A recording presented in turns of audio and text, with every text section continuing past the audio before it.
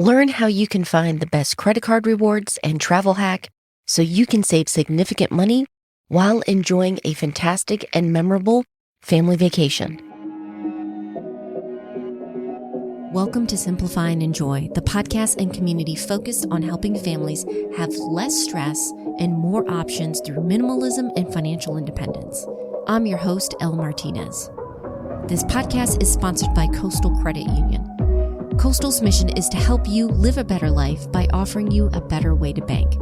Find out how at bankbetter.org. Here on the podcast, we typically talk about responsible financial goals, like paying off debts, saving for emergencies, preparing to buy a house, investing for retirement, and so forth.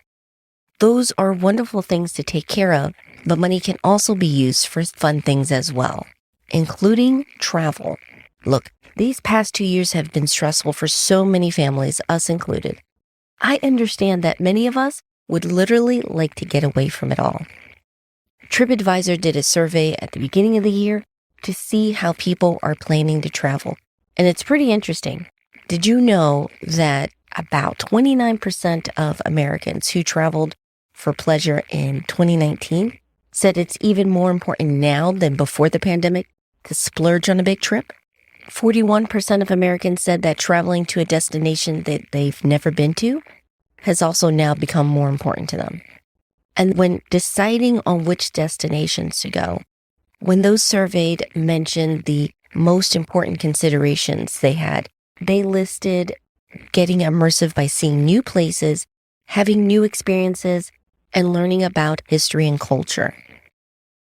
Planning a family vacation is not just a great way to relax, but really a way to mentally recharge and reset ourselves a bit. We're no different. These last 2 years, we've adjusted and stayed in state for most of our trips. Yes, it was a great money saver, but we also got to rediscover and enjoy some awesome spots here in North Carolina. Still, we'd love to expand our horizons this year while still keeping safe and staying on budget. If you're in the same boat, I think you'll enjoy these next 2 episodes. We're going to be looking at how to travel hack your family vacations so that you can enjoy more for less. Next week, we're going to be discussing the logistics of planning an epic family vacation on the cheap. This week, though, we're going to dig in and see if you really can snag a deal with travel hacking using credit card rewards. That's why I'm happy to have Daniel Rathfelder on the show. He's the Vice President of Card Services over at Coastal Credit Union. He's going to get into how those reward card programs work and how to get the most out of them. In this episode, we get into finding the right reward card, how your credit score is affected when you travel hack, and optimizing your credit cards to reap the rewards and not get into debt. We have a lot to cover, so let's get started. Many people have different ideas about travel hacking with credit cards. To double check we're on the same page, here's how I describe it. Travel hacking is where you can get a discounted vacation, in some cases practically free one, by strategically using credit card rewards. Those rewards can be points, miles, and cash back. Now, you accumulate those rewards by using your credit cards for purchases. Many hackers gain the most by signing up for new cards because typically that's where the big bonuses and rewards are. Now, you could, and others have benefited from this, but how exactly does this work? How do the credit cards stay in business? Utilizing points to redeem for travel is not a new concept. I mean, one of the most popular travel cards out there is the Delta Sky Miles American Express card, for example. That's been around for ages. I think we've all probably gotten an offer in the mail for it or something. It's definitely one of those products that allows people to utilize sometimes their daily spending and redeem that for travel. From an industry side, travel cards are built around 2 key components.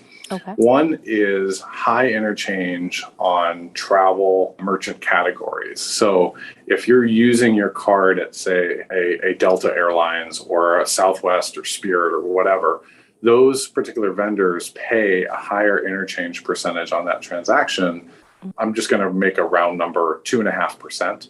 Yeah. And so that credit card provider gets 2.5% of your transaction for that as income. That's why you see usually the travel cards have slightly more appetizing rates or rewards rates than what you would see on a normal like cashback card, where they have to kind of blend the whole thing, where like a grocery store obviously doesn't pay 2.5% of your transaction. They're more like 0.8 or 0.9%. So very different in some of those strategies. But utilizing a card to make the purchases that are specific to optimizing that offer and possibly the introduction of getting a new product definitely allows somebody to redeem for free flights and whatnot. Yep, there's always costs. I found this fascinating because of how we use credit cards. We have a cashback credit card that we typically use for a big purchase or vacations. We put it on the card and immediately pay it off. That way, if there's any problems, it doesn't mess with our regular checking and savings, and they can deal with the credit card company. There's always going to be some trade-offs, not just with travel rewards, but with credit cards themselves. Before you sign up for one, there are a few things to consider so that you maximize the reward while not getting burned. The things to think about are, what are you actually using in your daily life that you can relate this to, that you're not going to get yourself in trouble, which is the second piece of those rewards cards, which is those typical high interest rates that you'll see. You'll start to see the best rates for some of those travel cards in like the 16% number. That's pretty high as an industry. Whereas a lower cashback card or a non-rewards card, you can get as low as like 8-9% on a lot of those. So it's very different in the approach and what you want to accomplish with the card. If you've been online looking at anything financial or travel related, you've probably seen those ads about sign-up bonuses on some of those cards. Typically, you have to spend so much within the first 3 months to get those really great bonuses. But how do you know which rewards are good for you and your family? Yeah, I'll start with annual fee. That's a big one. A lot of the times they'll waive the annual fee for the first year, but then from a credit side, you don't usually want to open and close credit cards very quickly. So you're going to be charged the annual fee for multiple years before that. Even if you only use it once, put it in a file cabinet or a safe and tuck it away for a number of years. So keep that in mind. It's not just a one-time kind of hit. There's continuation of that fee.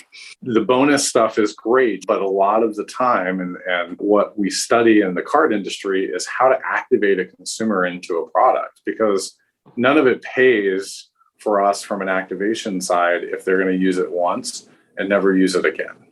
That's why the annual fee sometimes exists. That's why there's 3 months of incentive, because they're trying to build a behavior for you to use that card. So that's why that happens. So those incentives, say a 60,000 mile bonus or something like that is there with an annual fee of say $95 and waived for the first year. Then there's probably sometimes like a $20,000 bonus if you spend say $1,500 in your first 3 months. Pretty attractive offer, right out of the gate. Again, think about what you're doing and making sure you can pay that vacation off before you get a 16, 17, whatever the APR is associated with the card. And you're going to be paying that $95 fee the second year, the third year, and probably the fourth year if you don't use your card ever again. And that's always built into that. You never get the introductory points typically again. The rewards rates can be anywhere from 2 to 5%. This is serious business for sure. If you decide to go with reward cards, you've got to know the ins and outs of it to maximize those bonuses. For some cards, they incentivize you to use their travel sites. The other thing to look for is there's some companies that will be specific to using their travel site. So you can only get that, like say on the 5%, which is on a couple of different providers, you have to go through their specific travel program. Spirit Airlines, for example, which which is typically known, or JetBlue, low rates on airline fees, you're not going to fly JetBlue, you're not going to fly Spirit. They're not even options typically in some of those sites. Be prepared for slightly more expensive flights like American Airlines or United or Delta or something like that. And you'll pay similar prices or the same price as you would if you book directly through Orbitz, but it's, hey, we're going to use that site.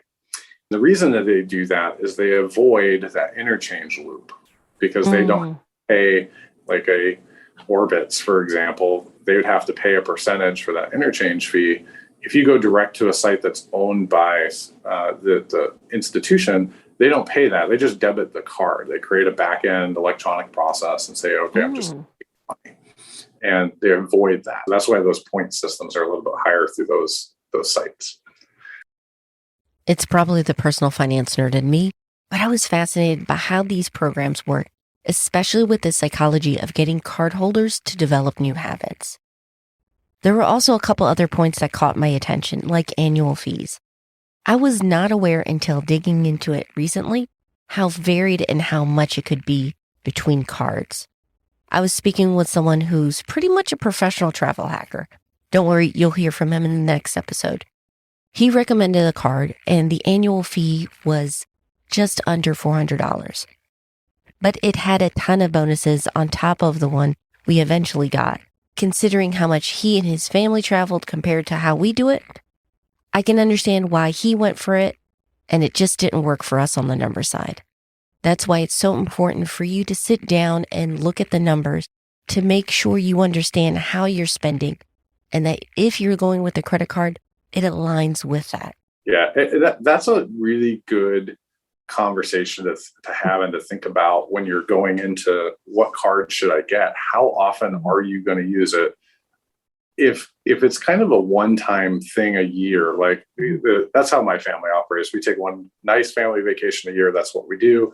We might go and disappear like to a beach or something a couple times a year, but that's about it. It's not this grandiose, hey, let's travel and have everybody do that. A lot of the times, if you're not a frequent traveler or using it for booking frequent travel, the benefits for a travel card sometimes less than if you were to look at just using your everyday cashback card, even putting all of your general purchases on it, including your travel. A lot of companies will allow you to bank that cashback piece and let it sit off to the side. And when you're ready to do that vacation, go ahead and dump that over. It's just an easier way to maybe maintain a lifestyle and not have to change behaviors and not have to make sure, hey, did I make sure I made the payment on this other card before the due date and don't have credit reporting history or late fees or anything like that. Definitely a couple of different avenues, but it depends on how much you travel. Speaking of paying off for your family, there's another thing to consider when you're trying to find the best rewards card for you. Which is the right option? Points, miles, or cashback? Yeah, so miles a little bit harder to do because as seasonality changes and so forth, it's not something as tangible as cash, right? Like we all know what a dollar represents. Yes. We don't really understand what 10,000 miles represents. Like it's a little bit of a question. And that 10,000 mile piece can change. It's actually interesting, like the cost of gas, for example, for everyone has gone up, including the airline industry. You know, what you could get for 10,000 miles a year ago is very different than what you can get for 10,000 miles today. And it's sometimes like, but why doesn't that compute? Why do I need 25,000 miles for the trip that I only needed 10,000 last year? But yet the way that the mile odometer kind of runs on the rewards points is always the same. It doesn't change the card. Now, I know that some people would say, well, it's a pretty direct relationship to the cost in cash. Yeah, but if you're getting a cashback card, you at least know maybe I can choose a cheaper flight, or maybe I can choose a flight with another carrier or whatever that would be a little bit less. So it again depends on how often you travel. A lot of times, like you were saying, your friend recommended a card that he uses all the time. It sounds like he's a frequent traveler. He probably enjoys going to the airport lounges. But in that same token, he probably enjoys flying the same carrier, the same airline pretty regularly. He might have additional bonuses because he's flying an airline with maybe using their card and, you know, free check bags or free upgrade or something like that. Again, it's all built into that financial model for them. But yeah, it's very different. The other thing I'll say a lot of people do is they'll actually sign up with a business and use their business credit card with a points model or something like that to accrue. And you sometimes use that for personal gain if they're traveling a lot for business. That's a fairly good avenue because at least it's possibly under the business for the credit reporting side. At the same time, from a finance or accounts payable piece, that's an easier ask to make sure that those are paid on time. Since we're talking about opening up new accounts, one concern I heard from families was how doing that affects your credit score. I think the one common misconception people have when they talk around credit score is they think, well, if I do this, how many points do I lose off my credit score? That's not necessarily the case. It kind of depends on your full picture. But what I will say is every inquiry that you put on your credit report, which this would be an inquiry if you apply for a card and get a card, or even just apply, it does add to the risk of what the model sees. So that typically lowers your score. If you had a great credit score and then did 20 credit card inquiries to apply and see which ones you got approved for, maybe you got approved for all, that would cause a lot of detriment to your credit because you did 20 inquiries and then possibly you opened 20 accounts up. Even though if you never put a balance on any of them or paid them on time or whatever, it is more risky to a lender to give you a loan later. That's really what a credit score is representative of, is the associated risk, or it's really the probability of bankruptcy. If you have more inquiries or open more cards to get more bonuses, we as a financial institution are going to go, they're a little bit more of a risk, because if something were to go wrong in their life, a life event happens, which those happen all the time, they now have, say, $60,000 available for credit card debt, almost at a drop of a hat, right? And they could go up all of that credit card debt, and then we might be on the hook at the same time if we extend to them a loan. So it's not necessarily a direct relation, but yes, it does affect your credit. And then closing the credit cards after you're done using the points, that actually has a more negative effect than just opening the card. Now, some people, even us as a financial institution, might recommend that for certain cases, but in a lot of the cases, if you have a good credit score and start closing credit card accounts, that will lower your score, at least temporarily, until that builds back. I hope you enjoyed seeing how those credit card rewards programs work. Before we finished up, Daniel had some great advice to keep in mind. Honestly, it's kind of pick and do the planning, right? Any part of your financial life should be somewhat, at least the majority, planned. What does that monthly budget look like? What's savings? What's retirement? All of those generic things, right? Even the credit card component, like you were sharing, traveling with your family, possibly in the fall, how often are you going to do that? Is that like once every couple of years? Try to maybe take ourselves out of the pandemic for a couple of minutes. But pre-pandemic or post-pandemic, what does that look like for your family? Is that going to be an every year thing? And then start to figure out, okay, if I do that every year, what it's going to cost, this is my fees. I can calculate what my rewards are going to be now and what they're going to be next year. Start doing just some really, really simple math. I mean, this is back of napkin, use your iPhone calculator math. It's not super hard. And then is that something that you feel that there's risk in your other pieces of your financial life that would, if you opened up a credit card, you'd have to put something else on it? Would you ever pay interest on it, or could you pay it off? Those are really important. And then I'm going to go back to my earlier point.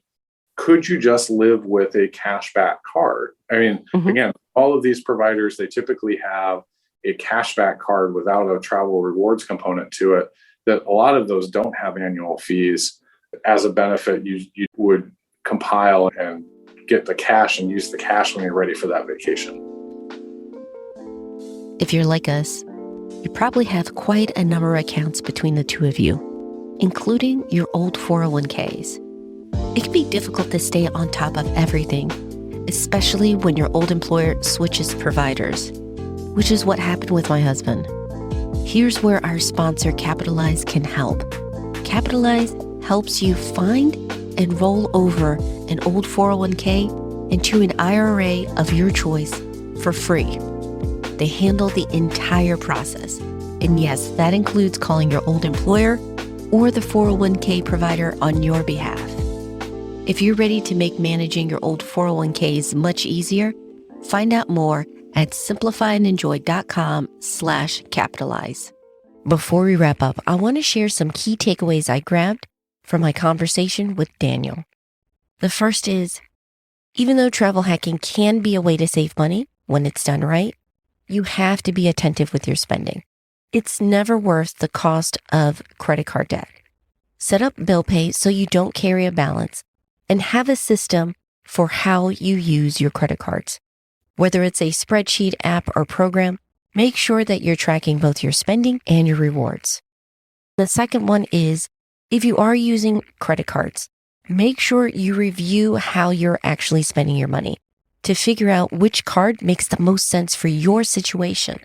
While those quarterly bonuses can sometimes look really tempting, I want to make sure that you don't get sucked into them and spend outside what you've already budgeted. Finally, if you haven't already, make sure you're including travel into your budget. Not only will it make it easier for you to save up for your next vacation, have a little bit of money for maybe a last-minute getaway, but it also gets you into the mindset that money isn't the goal, it's a tool to help you live a life that you love. Whether or not you choose to use credit cards to travel hack, there are other ways you can save up for your vacations. Don't forget, we have a free course called 5 Days to 5K that will walk you through how to find, save, and earn extra money for your goals. Just sign up at simplifyandenjoy.com/5K. Special thanks to Daniel for being a part of this episode. Coastal Credit Union has great customer service and competitive rates. So if you're in the Triangle area of North Carolina and you're looking to bank better, check out Coastal. I'll include a link to them so you can find out more, as well as other handy resources over in the show notes, including an app to help you compare reward credit cards. Just head over to simplifyandenjoy.com. Next week on the podcast, we're still focused on travel hacking, but it's more than just the credit card rewards. We're going to get into how you can plan some epic and surprisingly affordable family vacations. How does a summer vacation in multiple countries sound? Road trip around the US? Month in the Bahamas? Justin from Rue to Good breaks down how he and his family of 5 take these trips while still getting an incredible deal. So if you don't want to miss out on this episode, make sure you're subscribed. We're on iTunes, Spotify, Audible, wherever you get your podcasts. The theme was by Staircases with additional music by various artists over at Audio. Finally, and most importantly, thank you so much, not just for listening, but for being a part of the community. Every tweet, review, and share you post gets the word out so more families can simplify things and enjoy what truly matters to them. I hope you have a wonderful week. Take care.